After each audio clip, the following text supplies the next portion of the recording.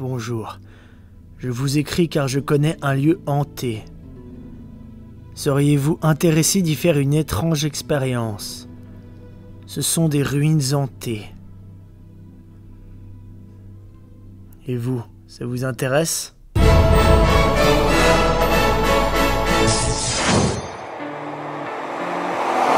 Yo, bienvenue dans les étranges expériences, l'émission préférée des petits dégénérés. Aujourd'hui, on va se rendre une nouvelle fois dans un lieu hanté parce que je sais que vous aimez ça et moi aussi, donc ça tombe bien. On va se rendre dans une ruine qui est perdue en pleine forêt. Pour des raisons de confidentialité, je vais taire le nom, je ne vais pas expliquer où ça se trouve parce qu'on m'a demandé d'être discret sur le lieu pour ne pas attirer les petits curieux. Inutile de vous rappeler que tout ce que vous verrez dans cet épisode est sans trucage, sans effets spéciaux, même si je ne sais pas encore ce qui va se passer. Donc voilà, sur ce, on est bientôt arrivé.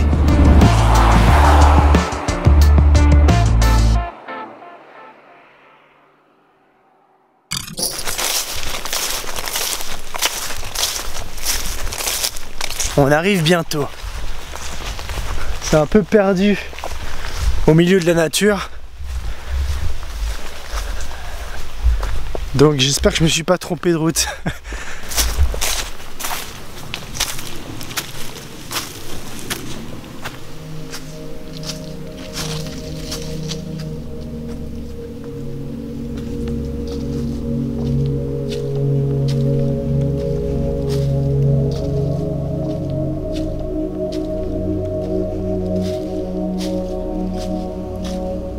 Et voilà, on est arrivé à l'intérieur de la maison principale.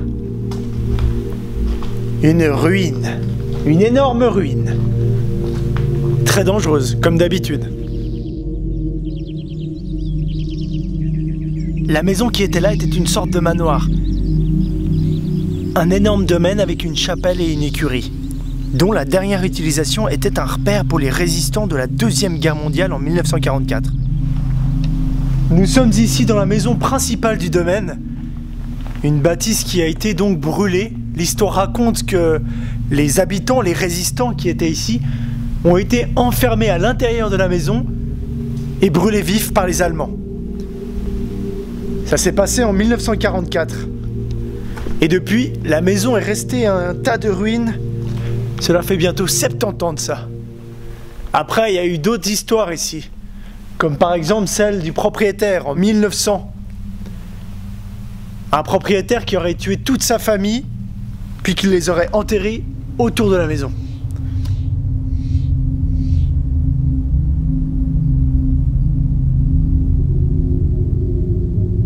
Bien sûr, comme d'habitude, ce sont peut-être des légendes, des histoires invérifiables et souvent démenties. Mais malgré ça, il y a eu beaucoup de témoignages ici dans ce lieu. Des gens auraient vu et entendu des choses étranges. Donc c'est pour ça qu'aujourd'hui l'étrange expérience va être de passer une nuit seule à l'intérieur de ces ruines. Inutile de vous dire que je peux pas monter dans les étages, vu que les étages sont complètement détruits par l'incendie.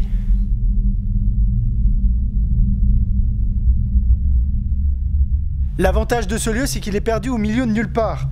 Dans une forêt, dans un parc, une réserve naturelle. Donc il n'y a pas de maison aux alentours, pas de ferme, pas de base secrète américaine, rien.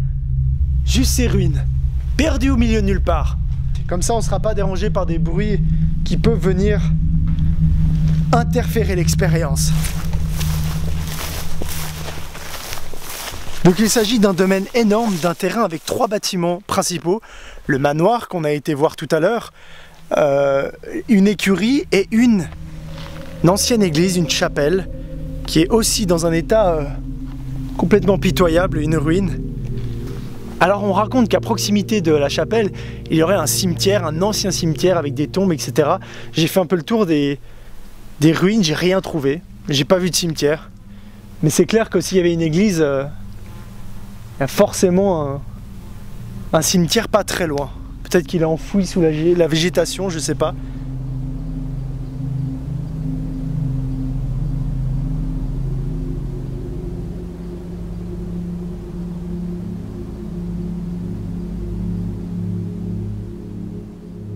Ce soir, ce que je vais faire, c'est que je vais un petit peu déambuler autour des bâtiments, des principaux bâtiments, donc de l'écurie, de la chapelle qui se trouve ici. Et puis on finira dans le bâtiment principal, la maison, les ruines. Hop, qui se trouve ici. Allez, je vais me préparer.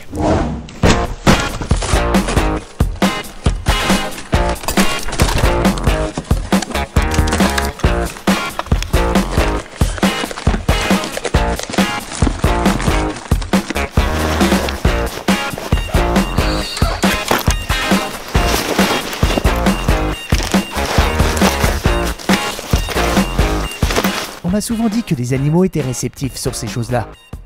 Donc cette nuit, Joachim m'épaulera.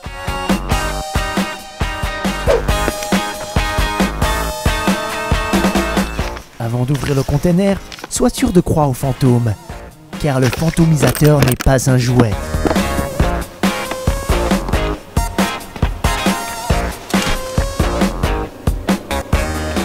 Le fantomisateur est équipé d'un recordeur PVE EVP intégré, d'une caméra pour le visuel principal, mode normal et infrarouge, et tous les appareils ont été configurés pour qu'ils puissent capter le plus de fréquences possible. Mais son option principale, c'est qu'il est rempli d'eau bénite. On n'est jamais trop prudent, et c'est pas Joachim qui vous dira le contraire. Salut à tous, il est 21 h, la nuit est tombée.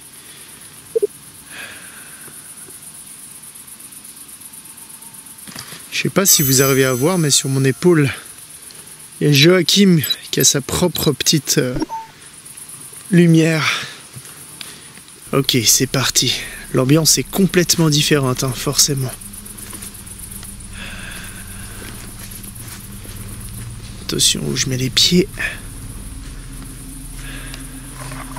Ce qu'on va faire, dans un premier temps, c'est juste, je vais aller poser une caméra qui détecte, qui s'enclenche quand il y a du mouvement dans les ruines, dans la maison principale, dans le manoir. Puis après, on ira faire un petit tour. Il y a mon enregistreur de PVE qui rentre dans le cadre. C'est pas grave.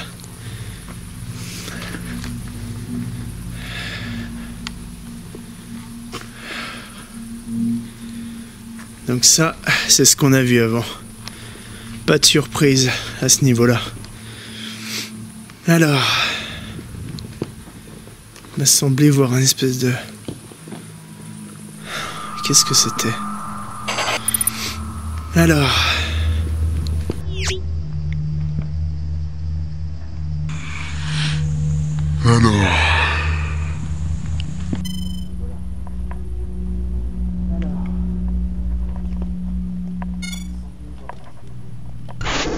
J'ai vu une espèce de...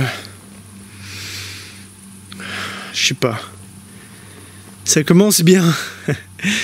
J'ai dû halluciner. Ça a dû être un mouvement causé par mon arme. Ok. Alors... Il y a beaucoup de vent. Et surtout... Il y a eu un peu de pluie, on dirait qu'il y a un orage qui arrive. Je vais juste installer une caméra qui détecte le mouvement. J'arrive. Ok, on va installer cette caméra dans la ruine principale, dans le manoir. C'est une caméra qui se déclenche dès qu'il y a du mouvement. Donc ce qu'on va faire, c'est que je vais la poser ici. Ok. On est reparti.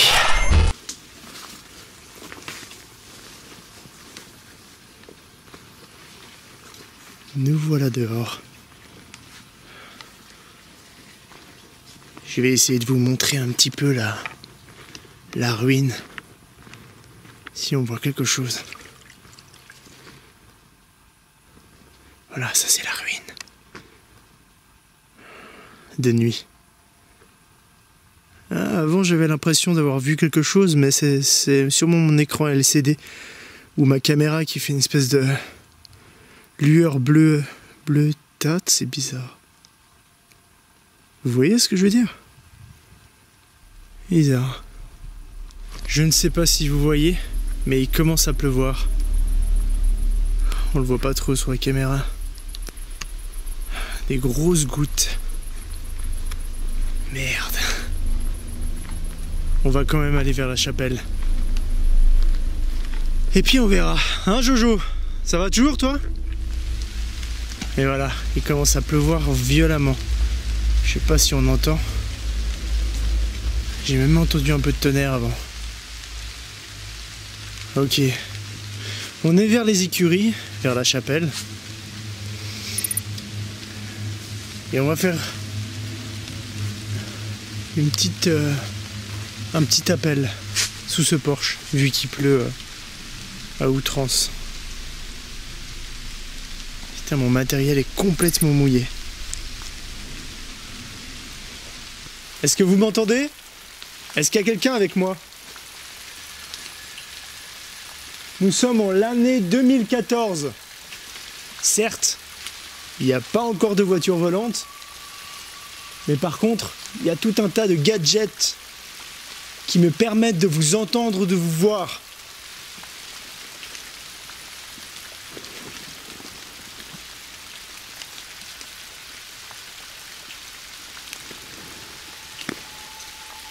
Est-ce que vous m'avez entendu?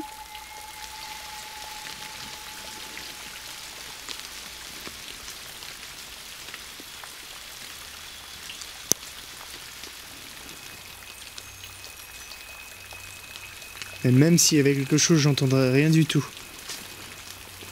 Avec cette pluie qui parasite tout, c'est impossible. Je crois que je vais devoir aller essentiellement dans le manoir. Parce que dehors, il y a trop de pluie et trop de vent pour pouvoir entendre quelque chose. Bon. On va retourner au manoir. Et voilà, on est de retour dans le manoir. Ici, on sera beaucoup plus tranquille. Dehors, il y a trop de bruit, trop de parasites de pluie. Donc voilà. J'ai installé la caméra détecteur de mouvement dans une autre salle en attendant.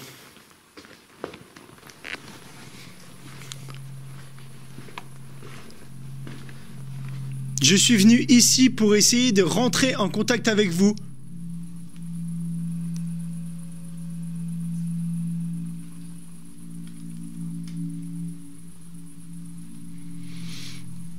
Si vous voulez me parler, il vous suffit de venir parler près de mon appareil noir. Je pourrais vous entendre et peut-être même vous voir.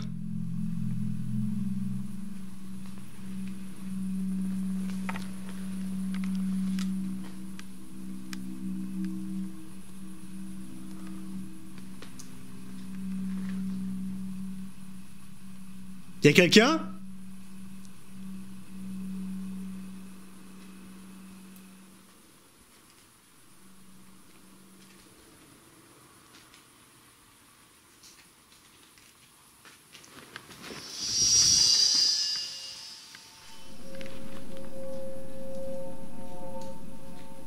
Si j'ai entendu comme quelqu'un qui marchait.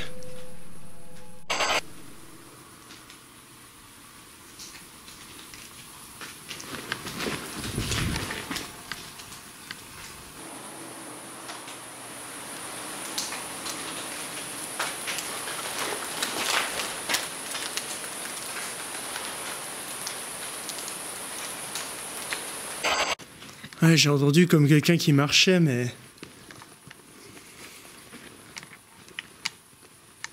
c'est simplement la pluie. Je vais passer en mode infrarouge. Voilà, je suis passé en mode infrarouge sur le phantomisateur. Comme ça, s'il y a des orbes, je pourrais éventuellement les voir. Même si je suis pas du tout fan des orbes. Parce que dans 80% des cas, elles sont très difficiles à déceler. On les confond souvent avec des poussières et des petits insectes. En tout cas, c'est mon avis. Je préfère les EVP, les PVE.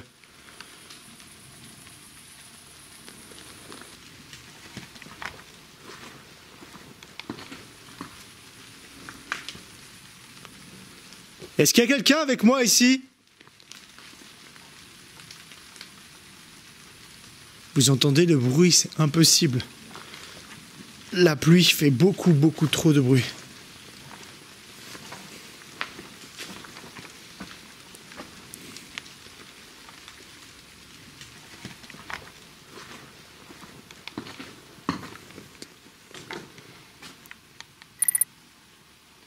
Vous voyez ce qui se passe là sur mon objectif? On dirait que c'est une orbe. Mais en fait, c'est un effet d'optique. Je sais pas si vous pouvez la voir. Ça, exactement, en plus avec l'ombre. Ça, voilà. C'est dans mon optique, c'est le fait d'avoir une lumière en face qui fait incroyable. Au début, j'ai cru que c'était une orbe. Justement, je venais de dire que j'aimais pas du tout ces genres de phénomènes parce que dur à déceler.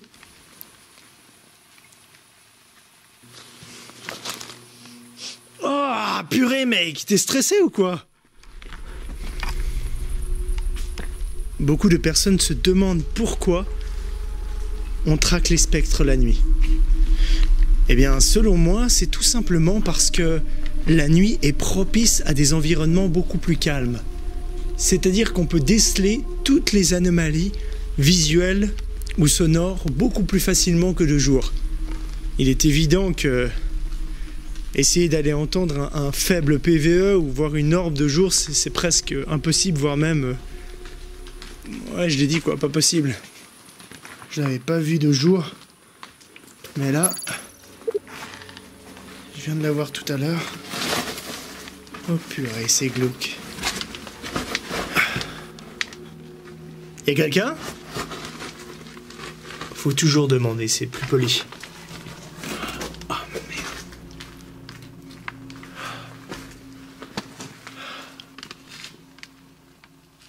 Qu'est-ce que c'est que ça? Pourquoi elle a fait ça, ma lumière? J'hallucine ou bien?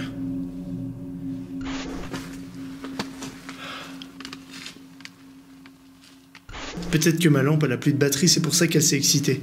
Mais je l'ai jamais vu faire ça. Peut-être j'ai halluciné, je sais pas. Ah purée, vous voyez ça, il y a des chauves-souris. Je sais pas si on l'a bien vu. Énorme. Batman. Y a quelqu'un?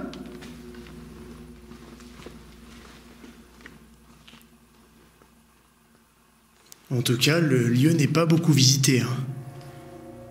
Parce qu'il n'y a pas beaucoup de tags, voire même aucun.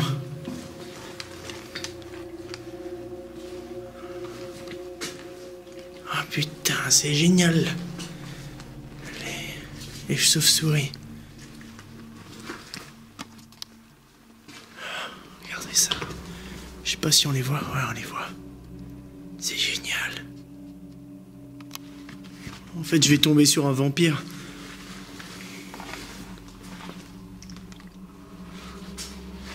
Je vais essayer de la filmer, mais il faut pas trop que je l'éblouisse. Est-ce qu'il y aurait quelqu'un avec moi?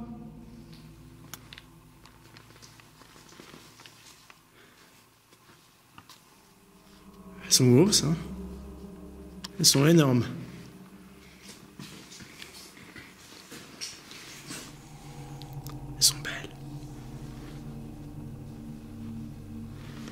Y'a quelqu'un?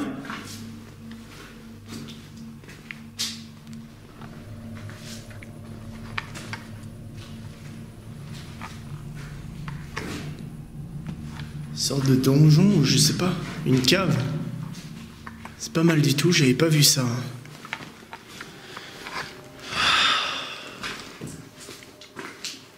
C'est moi qui ai fait ce bruit? Très certainement. Si vous êtes avec moi, faites un bruit.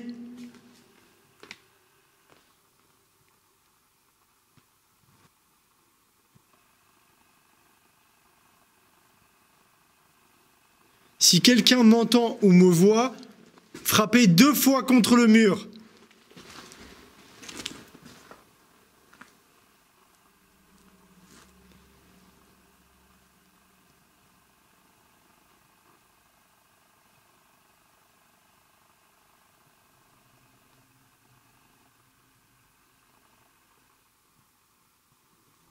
C'est bon, il n'y a personne.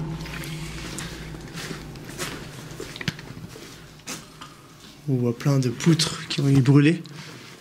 Et mais c'est énorme, c'est des douves, c'est des catacombes, c'est même pas...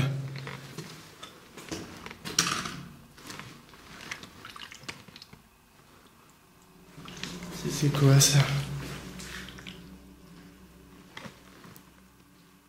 Joachim, je te laisse ici?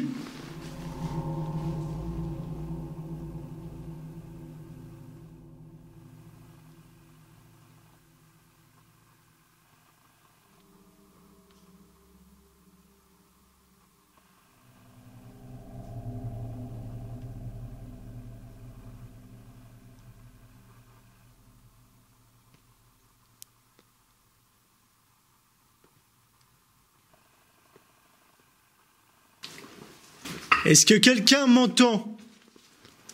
Est-ce qu'il y a quelqu'un avec moi qui me voit et qui voudrait me parler?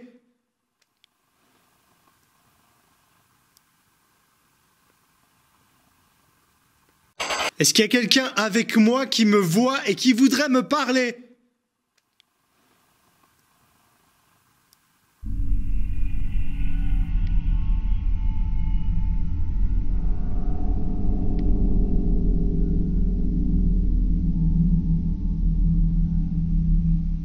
C'était vous la lampe de poche avant?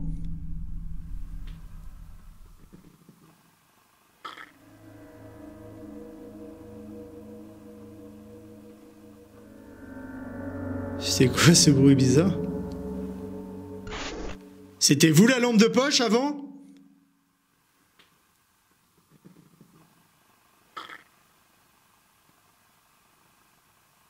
C'était vous la lampe de poche avant?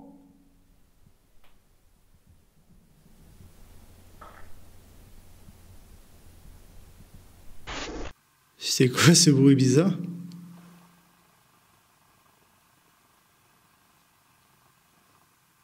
J'ai pas bougé, hein, donc si je bouge le pied, ça fait... C'est même pas du gravier, c'est une sorte de terre. C'est vous qui m'avez parlé, là?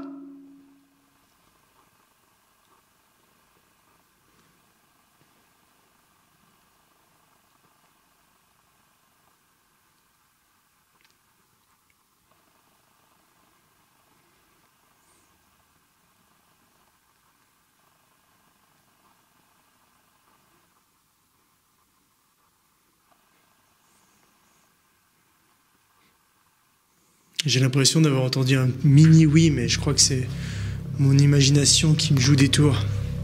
Vous m'avez répondu oui?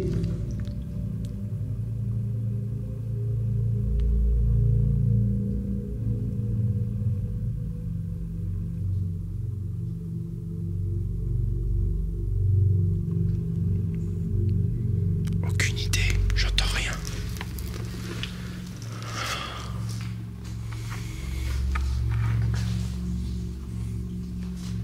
J'ai besoin de vous.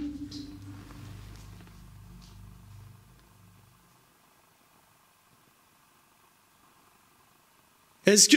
Oh putain, elle a foutu les boules. Parce que je l'ai pas vu arriver, ça a fait une espèce de nuage, une ombre.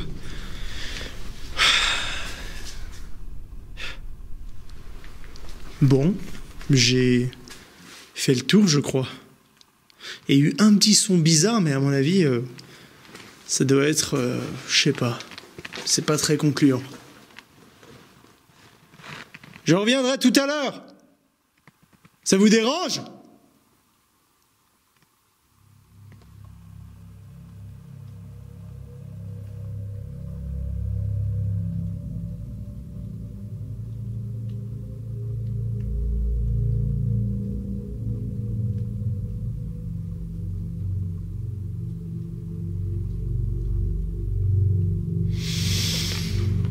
Ouais, je hurle, comme ça ils m'entendent bien, parce que peut-être qu'ils m'entendent pas. Allez, on reviendra plus tard. Je vais juste aller voir le temps qu'il fait dehors, si on peut aller faire notre expérience.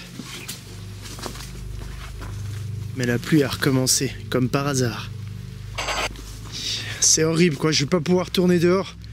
Va falloir que que je reste dans le manoir principalement. Ce sera beaucoup plus intéressant parce que là il y a beaucoup trop de parasites audio, de vent, de pluie. Écoutez ça. Vous entendez? Donc là je me promène un petit peu sur la map, mais il est clair que je vais principalement rester dans le château pour justement éviter ce genre d'intempéries.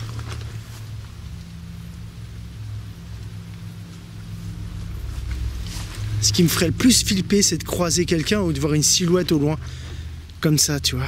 Ici, tiens, puis tu vois quelqu'un. Une sorte de Slender, quoi. Ça, ce serait super flippant. Je préfère encore les fantômes, les orbes et les EVP. Hello. Ok. On va aller à l'intérieur. Ok, c'est parti. Avant de commencer mes petites expériences, juste faire un petit peu de... On voit pas très bien à cause de la lampe torche. Voilà. Il s'est activé à cause de ma caméra, donc rien à craindre. Je vais...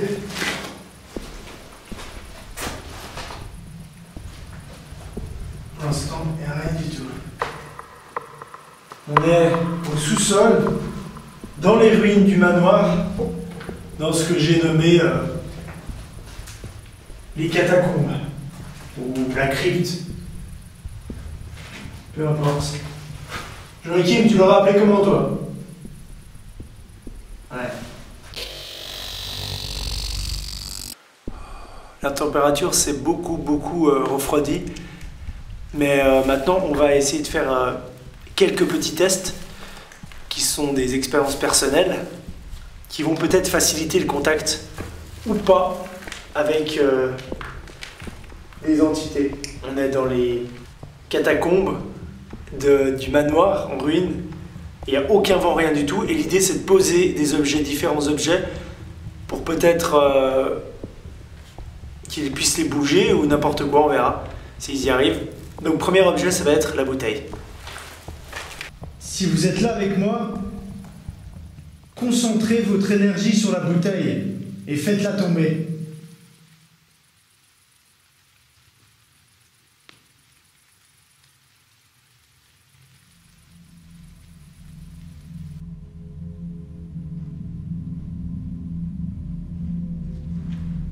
Mais je sais pas, je teste, c'est Joachim qui m'a donné cette idée, c'est pas moi, me regardez pas comme ça. Ok. Est-ce qu'il y a quelqu'un qui pourrait venir ici faire tomber cette bouteille?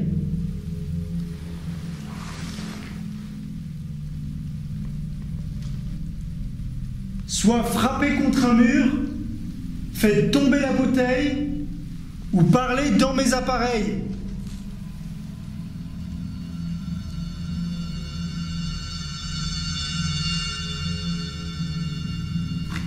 Bon, je vais allumer des bougies qui nous montrera s'il y a du vent ou pas. Parce que...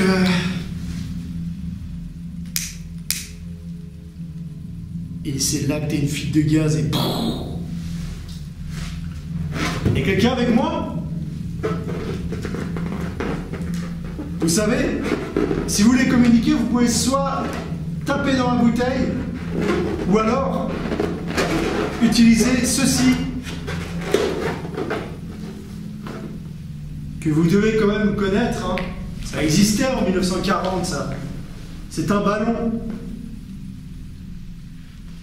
Ce sont des tests que je me dis peut-être que la bouteille c'est beaucoup trop lourd, beaucoup trop gros, beaucoup trop dur à déplacer, alors qu'un ballon c'est beaucoup plus simple.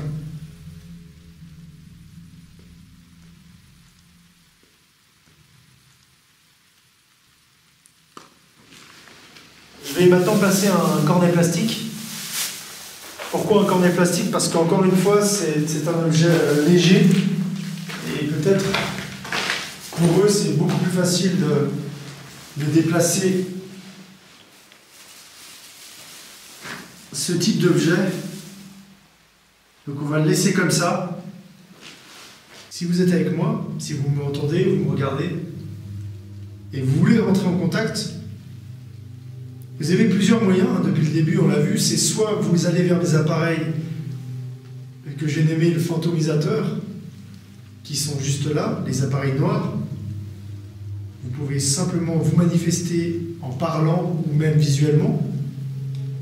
Ou alors, vous pouvez utiliser ce cornet plastique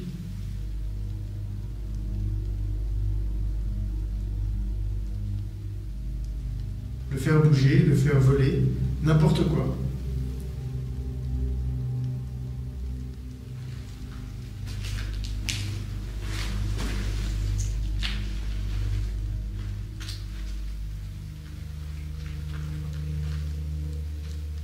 Notre dernière tentative de communication va se faire avec cet objet-là.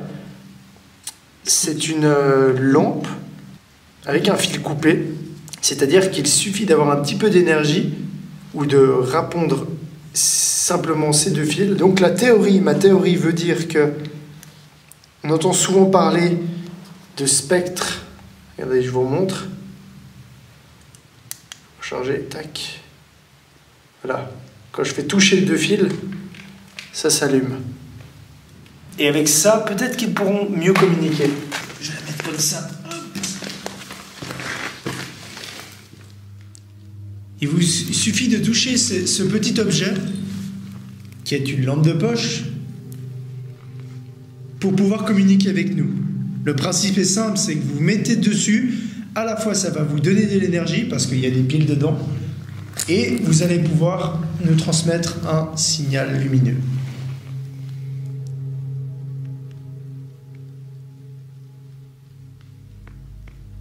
Si quelqu'un me regarde depuis le début de cette nuit, depuis le début de la soirée que je suis ici avec Joachim, eh bien, dites-moi simplement, manifestez-vous avec ces 4 objets, ou alors, si vous avez envie de parler dans mes appareils, ou frapper contre un mur, eh bien, allez-y.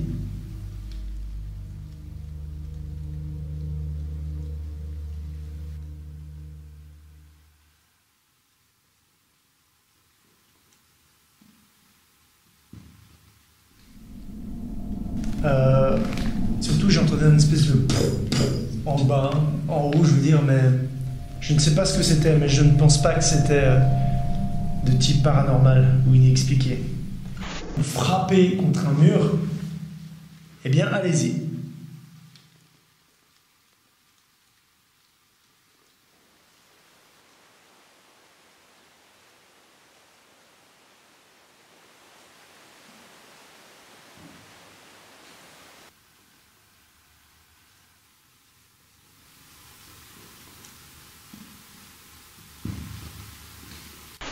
On a essayé de faire une expérience avec ces quatre objets. C'était une façon originale de communiquer avec eux puis avec nous. Maintenant, on n'a eu aucun résultat. Malheureusement, c'est pas grave. Ce qu'on va faire là, c'est qu'on va rentrer au QG, en post-production, en montage, pour faire une deuxième lecture des images et peut-être trouver quelque chose d'intéressant. En attendant, on va le laisser dormir parce que là, je crois qu'il s'est endormi. Je sais pas trop ce qu'il fait. Je crois qu'il s'est endormi. Alors, voilà, je vais... Oh putain! Oh putain, le flip! Oh le flip, je suis fatigué. Je suis content de partir là à 3h du matin. Putain, comme j'ai flippé, j'ai vu, je sais pas. Regarde, je sais pas si, voilà, j'ai vu ça là, l'ombre. Oh, j'ai flippé, putain, j'ai des frissons. Quel temps il fait dehors? Parce que du coup, j'ai passé presque 3 heures en bas. Ah, c'est la tempête. Il pleut. Au revoir, merci, hein. Peut-être à bientôt. Sans rancune.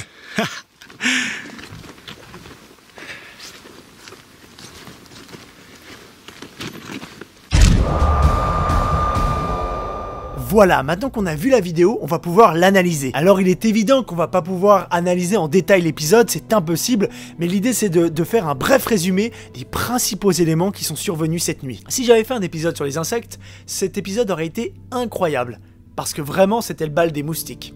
Donc la plupart des petites taches qui passent devant moi sont des moustiques, sont des insectes. J'en ai indiqué certains, je les ai pas tous indiqués, mais voilà, si vous regardez, si vous avez vu, vous avez pu remarquer que j'ai mis insectes pour essayer de les différencier parmi d'autres phénomènes. Si vous avez remarqué les nombreux points lumineux qui s'affichent derrière moi ou devant moi quand je fais des balayages caméra, je vous rassure, il ne s'agit pas de créatures maléfiques planquées dans l'ombre prêtes à me tuer. C'est simplement des habitations qui sont très très loin et que quand je passe, eh bien voilà, on voit que c'est allumé. Je ne vais pas tellement m'attarder sur cette première partie, celle où j'étais dehors et en haut du manoir, au premier étage on va dire, parce qu'il y avait beaucoup trop de pluie, beaucoup trop de vent, beaucoup trop d'éléments déchaînés pour capter et puis pour s'intéresser à des choses concrètes. Ce qui nous intéresse vraiment, c'est la deuxième partie, celle où je suis descendu au sous-sol dans la crypte. Parlons du premier élément qui est survenu, celui de la lampe de poche sur le fantomisateur. Elle a commencé à clignoter. Pour les sceptiques, jusqu'ici rien d'anormal. Il s'agit d'une lampe de poche, donc tout à fait plausible qu'il y ait eu un faux contact, ou qu'elle se soit tapée,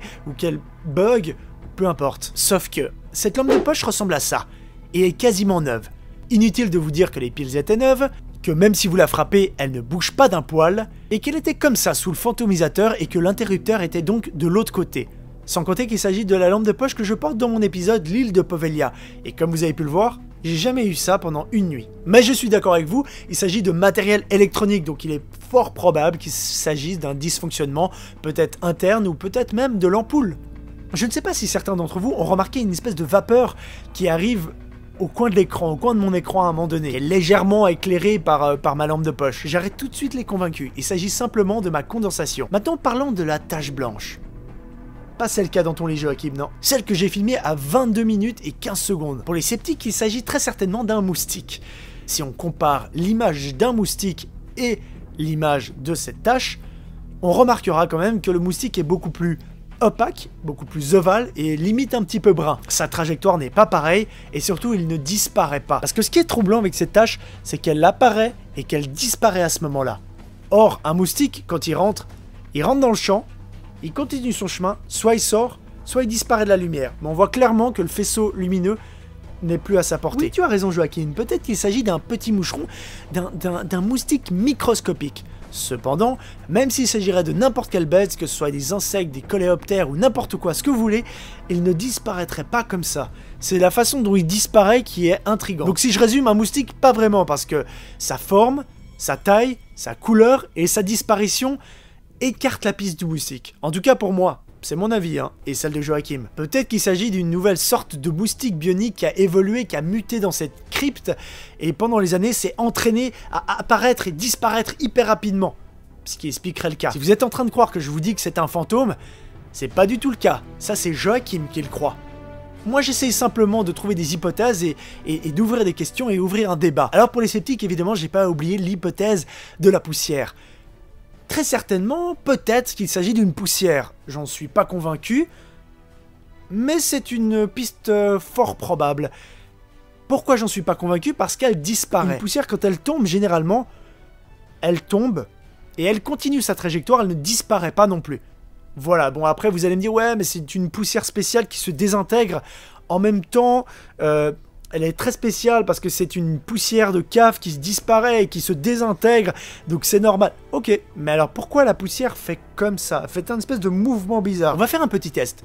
J'ai récupéré de la poussière chez moi. L'avantage de ne pas faire le ménage chez soi, c'est qu'on a toujours de la poussière à portée de main. Et je vais utiliser la même caméra et la même lumière, que je vais placer ici, et on va analyser le mouvement de la poussière. Vous remarquerez que les poussières n'ont pas du tout la même consistance que celle que j'ai filmée. J'ai même dû utiliser une deuxième lampe pour créer un contre-jour, pour qu'on les voie parfaitement. Or, je n'avais pas cette configuration sur le tournage. On notera donc qu'avec la configuration dans laquelle j'avais un tournage, c'était très dur de voir des poussières. Ok, c'est peut-être une poussière, ça provient peut-être de l'atmosphère, il y a peut-être quelque chose de particulier, des murs spéciaux, etc. Ok, mais pourquoi j'en ai qu'une seule pendant toute la nuit? C'est-à-dire que j'en avais pas eu d'autres. Rien, sur aucun de rush, j'ai eu d'autres particules qui arrivent comme ça. Il n'y a que celle-ci. Par contre, une autre piste qu'il faut pas négliger, c'est celle de la condensation. Je suis sous terre, il fait très froid, donc il y a pas mal de condensation qui se crée quand je parle, il y a un petit peu des nuages, etc. Mais le problème, c'est que je ne parle pas à ce moment-là, donc ça ne peut pas être de la vapeur qui sort de ma bouche, et ça ne provient pas non plus de mon nez, parce qu'on le verrait sur ma caméra FaceTime, où en fait, il n'y a rien qui se passe. Moi, j'ai une hypothèse. À mon avis, cette tache blanche est un pet de Joachim. Il était tellement stressé pendant toute l'expérience qu'il a lâché des pets à outrance. Donc je suis sûr que c'est un petit pet de Joachim qui est passé comme ça dans le... D'ailleurs, c'est un petit peu la trajectoire. Ouais, mais en même temps, un pet, ça ne se voit pas. Et d'autant plus qu'il est dans une espèce dans sa petite capsule.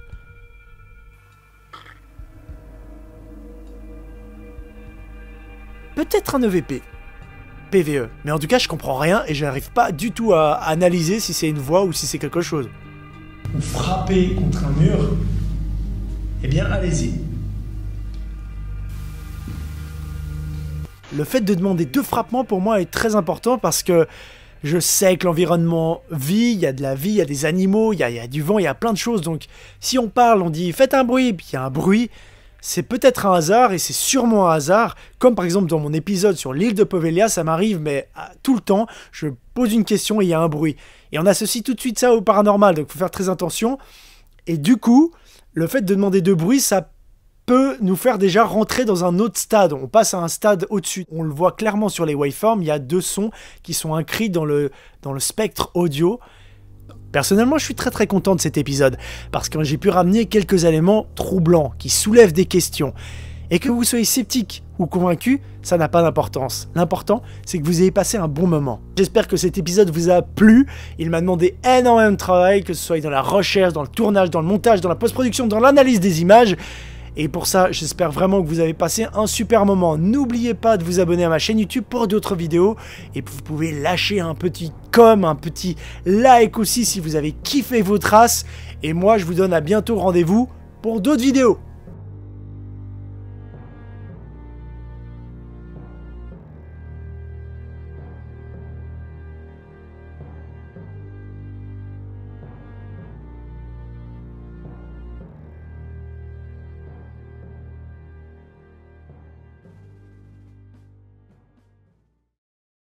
Ah, j'allais presque oublier de vous parler de ceci.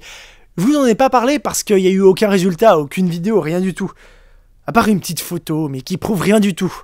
Enfin, d'après moi, je vous laisse juger.